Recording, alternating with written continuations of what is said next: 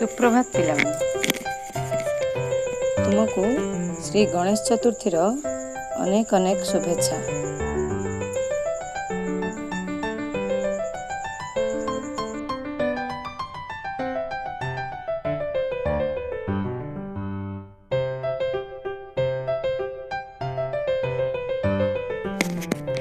आजिर आम विषय होची पृथ्वीर मंडल समूह पंचम अध्यायर पृथ्वीर मंडल समूह पाठरू मु पूर्वर तुमको अस्ममंडल विषय पढ़ाई। आज आम पढ़ा बारीमंडल विषय। बारीमंडल अर्थ बारी अर्थ जल जल विषय पृथ्वीर जल परिमाण केते अछि आम से विषय पढ़ा। भूपृष्ठ जलभागर परिमाण स्थलभाग ठारू ढेर अधिक।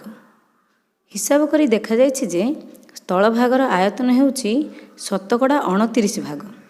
तार्थ जदि 100 भाग आम भूमि रूप भाविबा सेथिरु 29 भाग स्थलभाग आउ बळका 71 भाग प्राय 71 भाग होछि स्थल जलभाग।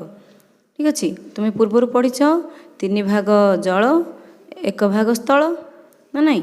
भूपृष्ठ जल कठिन तरल और बाष्पीय अवस्था थाए। कठिन अवस्था कोडा ना बरफ, जो बरफ पहाड़ जगह अच्छी से गुड़िक हूँ बरफ अवस्था। आउ तरल अवस्था कौन जानिछ, नदी नाल महासमुद्र महासागर ए सबू ह्रद इत्यादि हूँ तरल अवस्था।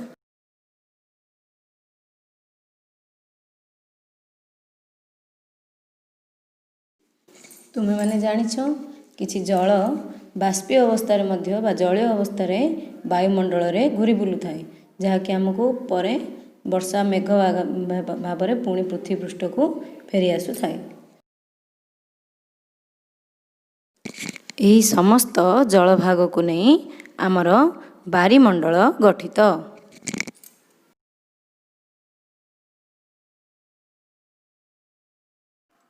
समुदाय जलराशि प्राय 97.2 भाग जल होउछि महासागर और सागर आदि रे थिबा जलराशि, अर्थात ताहा अत्यंत लवणाक्त बा लुणिया, तेणुकरी यह पानी उपयोगी नुहे।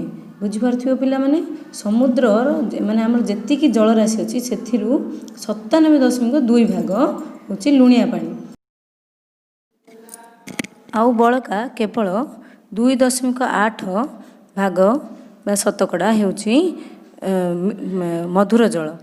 किंतु सेथिरु 2.77 भाग जल बरफ आकार और भूगर्भस्थ माने बरफ आकार किछि अंश आउ भूगर्भ रे जल आकार रही।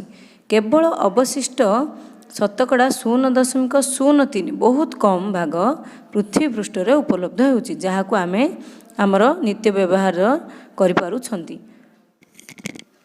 तुमे जानिछ पृथ्वी रे जलर परिमाण एते अधिक थिबारु एहाकू जलीय ग्रह बोली कहा जाए एवं यह आकाशरू नील देखा जाउथिबारु बा महाकाशरू नील देखा जाउथिबारु एहाकू नील ग्रह बोली कहा जाउछि।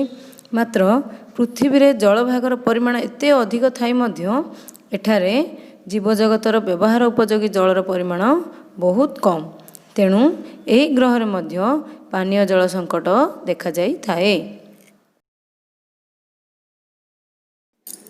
तेणुकरी आमे केबे हेले जलर अपव्यवहार करिबा नहीं, जेतिकी आवश्यक सेतिकी ही जल व्यवहार करिबा, नहले भविष्यत रे बिल्कुल जल मिलिबो नहीं आउ जीवजगत बहुत हंतसंत हेबे। मन रहिला एतिकी जल बा हमर बारीमंडल विषय रे किछि कहली, तापर आमे महासागर विषय रे बुझिबा।